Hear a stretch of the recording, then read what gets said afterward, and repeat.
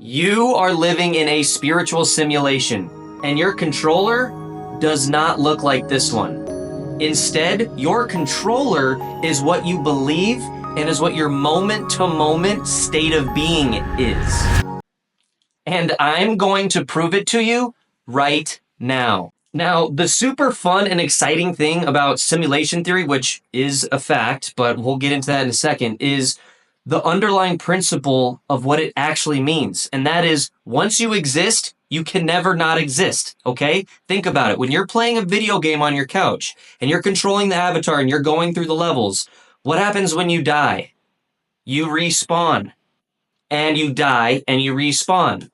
And the experience is real in the video game, right? You get upset, you get happy, you get excited, you get frustrated. The experience of playing the game is real, but it is not who you really are because you are sitting on the couch. And whenever you're tired and are fed up playing the video game, you can just turn it off and you stand up off the couch and you go about your day. That's the exact same thing.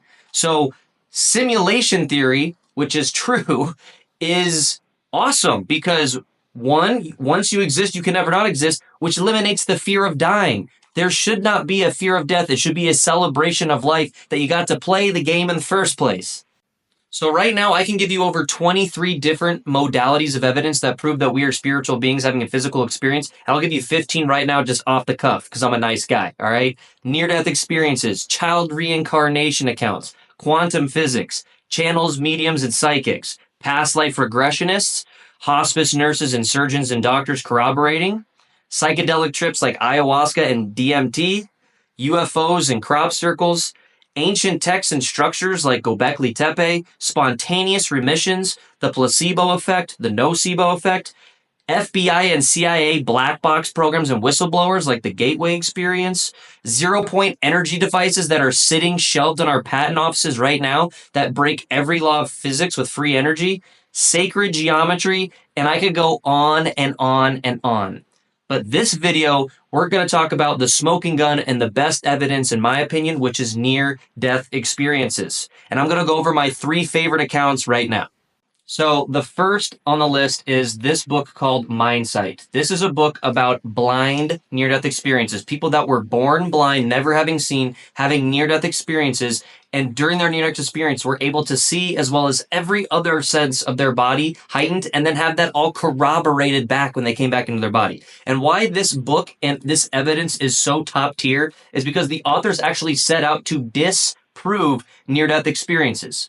They didn't believe it. In fact, the first 5 pages of this book is them talking about a fake blind near-death experience and how this is what set them out on this journey because they had found out that one of the most famous blind near-death experience stories was actually made up. And so they were like, look, this is made up. We're going to prove it wrong right now, but we're going to go do our due diligence and go investigate others that have said they've had near-death experiences that were blind. And oh my gosh, they come to the conclusion that blows their mind and is worth everybody reading. But in this book, there are 2 specific accounts of Brad Barrows, who was born blind and had an out-of-body experience, seeing his house, his neighborhood, and everything around him, was able to come back in his body and have it completely corroborated, which if you are blind from birth, how could you know the color of different people's clothing and where different things are located in their colors when you come back?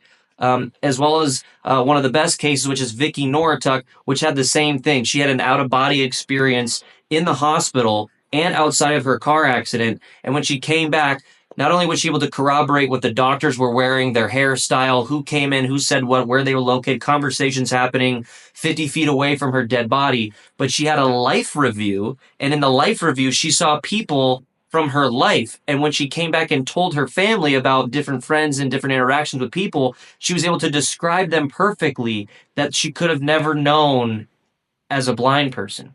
The second is Dr. Eben Alexander, and he has a fantastic book, actually a series of books. My favorite is Living in a Mindful Universe. And why he is the number 2 incredible case is because he is a neurosurgeon.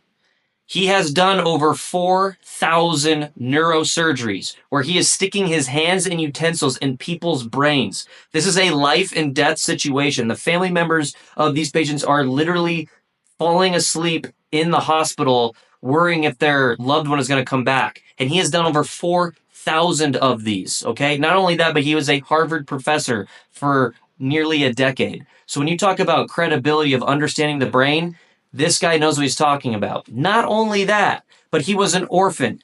His biological parents were young, and so they gave him up for adoption, but they didn't want to raise him. Okay. So he grew up an atheist because I don't blame him. If my parents gave birth to me and didn't want anything to do with me, I would be angry and not think that there was much outside of life itself. So here we have an atheist, orphan, neurosurgeon, Harvard professor who doesn't believe in anything mystical and doesn't believe in near-death experiences, has a incredible account where he has meningitis of his neocortex, which is an end case of one has never happened before, that shuts off his neocortex and falls into a coma for 7 days.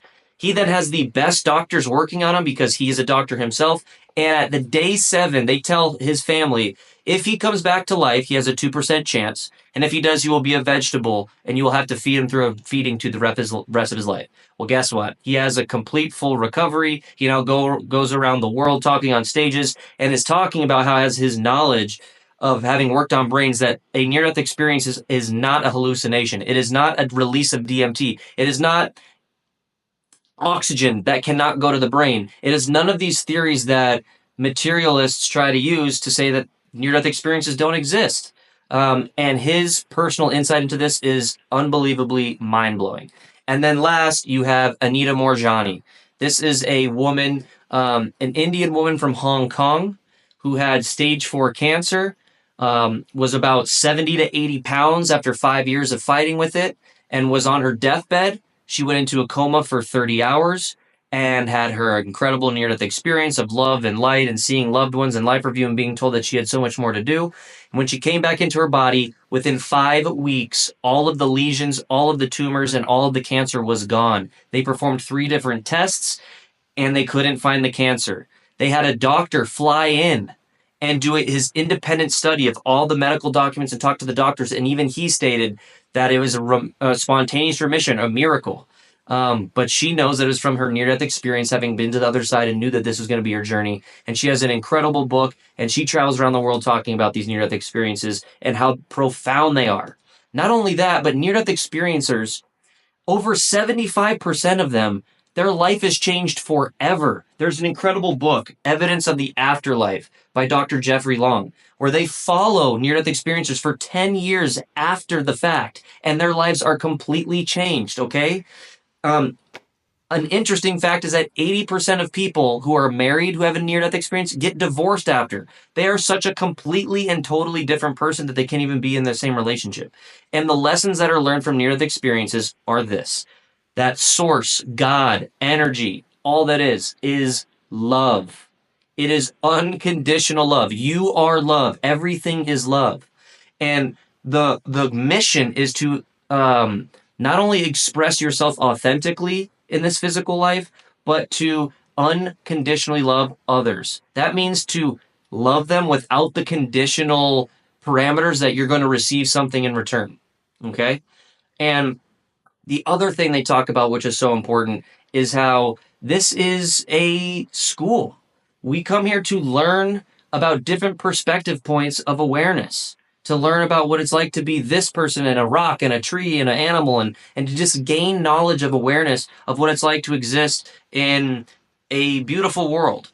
So there you have it. Those are my 3 favorite near-death experiences. I think near-death experiences are the biggest smoking gun of evidence that we are spiritual beings having a physical experience, that human beings are not experiencing consciousness, but consciousness is experiencing what it's like to be human beings. And yes, if you give me a follow and subscribe, you're going to see me break down all the other 23 different modalities of evidence that exist that prove that you are living in a spiritual simulation.